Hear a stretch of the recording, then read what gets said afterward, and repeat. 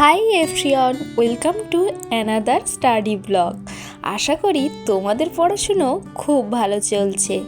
আজ সকাল থেকে বসতে পারিনি, তাই একেবারে খাওয়া দাওয়া সেরে স্নান করে বসে পড়েছি পড়তে। এখন বাজে 2:30। আর একটা টু ডু লিস্ট আগে থেকেই বানিয়ে রেখেছিলাম, সেটাই তোমাদের সাথে শেয়ার করলাম।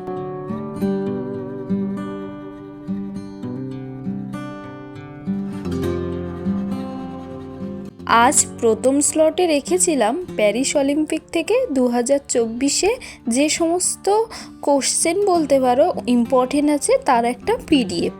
তো এখানে যেমন ধরো এই যে অলিম্পিকটা ছিল এটা গ্রীষ্মকালীন ছিল আর এটা 33তম ছিল। উদ্বোধনী অনুষ্ঠানটা কখন হয়েছিল, কবে হয়েছিল, সমাপনী অনুষ্ঠান কবে হয়েছিল, তারপরে এই প্যারিস অলিম্পিকের মোটো কী ছিল, টোটাল ইভেন্টসের নাম, নাম্বার অফ স্পোর্টসের নাম, তারপরে এই যে ভারত অংশগ্রহণ করেছিল তো ভারতের অংশগ্রহণের সময়টা মানে কত সংখ্যা ছিল, তারপরে হোস্ট সিটি কোনটা ছিল, এই সমস্ত ব্যাপারে কিন্তু এখানে ডিটেলসে ছিল। আর যারা যারা ভারত থেকে জয়ী হয়েছে বা পদক নিয়েছে তাদেরও একটা লিস্ট ছিল।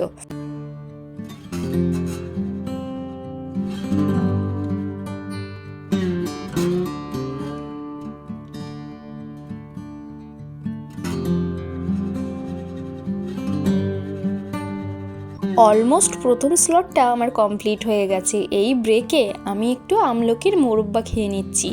এই আমলকির মোরব্বাটা না খেতে আমার খুব ভালোই লাগে, 2 প্যাকেট করে আনি, 2-3 দিনেই শেষ। তো প্রথম স্লট কমপ্লিট হয়ে যায়। এবার আমি কিন্তু সেকেন্ড স্লট নিয়ে বসে পড়ছি। আর সেকেন্ড স্লটে রেখেছিলাম কারেন্ট অ্যাফেয়ার্স জুলাই মাসের। এই কারেন্ট অ্যাফেয়ার্সটা স্যারের ওখান থেকে দিয়েছে, কিন্তু এটা ইংলিশে হয়, বেশ টাফ লাগে পড়তে। আর এদিকে আমি TWS থেকে কিন্তু কারেন্ট অ্যাফেয়ার্স পড়ে থাকি, যেটা বাংলায় লেখা আর খুব সুবিধাও হয়। তোমাদেরকে আমি একটা ভিডিওতে শেয়ারও করেছিলাম।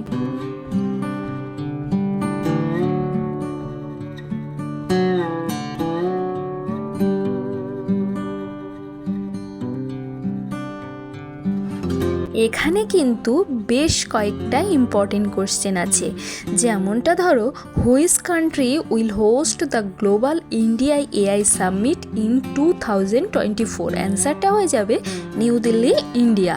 তারপরে আরও একটা কোশ্চেন, যেমন ধরো when is national doctor day celebrated in 2024, হয়ে যাবে 1 জুলাই। তো এইভাবে আমি কমপ্লিট করে নিয়ে একটু জামা কাপড় ভাঁজ করতে বসেছিলাম।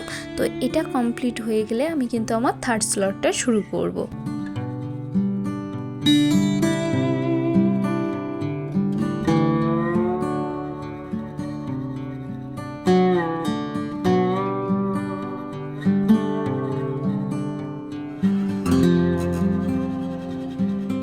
সমস্ত কাজ সেরে বসতে বসতে আমার 7টা বেজে গেছে। আর এখন আমি নিয়ে বসেছি এরর কারেকশন।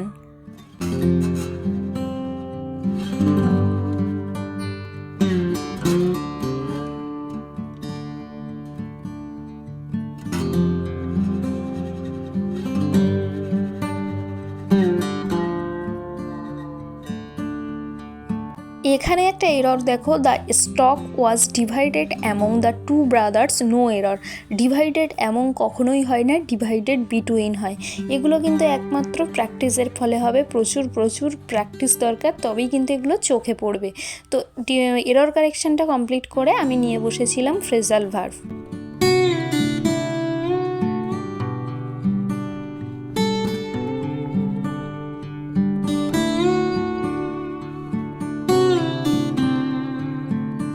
থার্ড স্লটটা কমপ্লিট হওয়ার পরে এবার ফোর্থ স্লটে নিয়েছিলাম একটা ব্রেক। তারপরে নিয়ে বসে পড়লাম স্ট্যাটিক জিকে। এটা পড়ছি পিনাকেলের বই থেকে। আর আজকে শেষ করব ক্লাসিক্যাল ডান্স।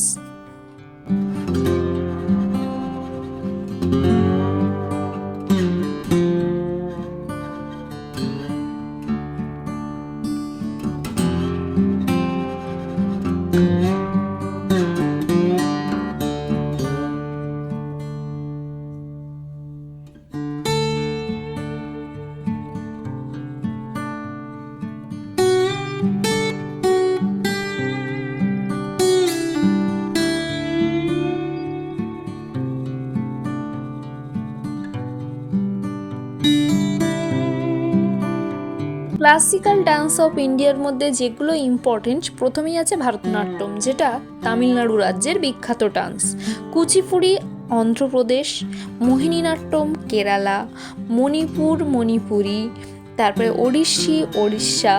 এছাড়াও আছে সত্রিয়া নৃত্য। সত্রিয়া নৃত্যটা কিন্তু আমি প্রথম পড়েছি, এটা কিন্তু আসামের। তো এখানে আছে পৌরাসিক ভঙ্গি, যেটাকে তাণ্ডব স্টাইল বলা হয়, আর স্ত্রী ভঙ্গি, যেটাকে লাস্য স্টাইল বলা হয়। এছাড়াও ছিল কত্থক, যেটা হচ্ছে উত্তরপ্রদেশ রাজ্যের, কথাকলি কেরালা, আর ছৌ ডান্সটা ছিল ওয়েস্ট বেঙ্গল, ঝাড়খণ্ড আর উড়িষ্যা। তো এগুলো কমপ্লিট করে নিয়েছি। তারপরে ফোক ডান্স যেটা আছে এটা নেক্সট দিন করব। 10:30 বেজে গেছে, ওই জন্য ডিনারের জন্য সুজির, এই যে ঝাল সুজি বলে না, এটা বানিয়ে নিয়েছি। এটা কিন্তু আমার খেতে বেশ ভালো লাগে। খাওয়া দাওয়া সেরে ভাবলাম একটু জিআই নিয়ে বসি, কিন্তু জিআইটা বেশ কয়েকটা করে কিন্তু আর কমপ্লিট করা হয়নি। তো এটাই ছিল আজকে স্টাডি ব্লগ। কেমন লাগলো জানিও, ভালো লাগলে প্লিজ লাইক করো, সাবস্ক্রাইব করো।